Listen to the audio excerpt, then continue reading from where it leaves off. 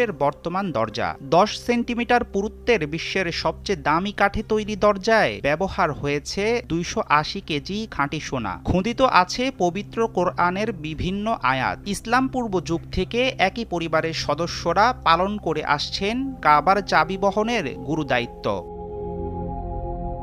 কাবা অভ্যন্তরে একপাশে রয়েছে একটি সোনার দরজা, বাবুত তাওবা। এই দরজা দিয়ে কাবার ছাদে যাওয়া যায়। শুরুতে কাবার কোনো ছাদ ছিল না। কোরাইশ বংশের সংস্কারের সময় ছাদ সংযুক্ত করা হয়। ইমারত অবকাঠামো মজবুত করতে পরবর্তীতে যোগ করা হয়েছে একটি বাড়তি ছাদ।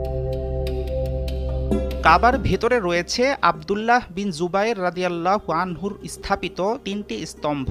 স্তম্ভগুলোকে পরবর্তীতে সুসজ্জিত করা হয়েছে স্বর্ণখচিত ডিজাইনে। খুঁটি 3টির সাথে ঝুলে আছে নানা রকম প্রদীপদান। এসব সমাধান ইতিহাস খ্যাত রাজা, বাদশাহ ও গুরুত্বপূর্ণ ব্যক্তিদের পক্ষ থেকে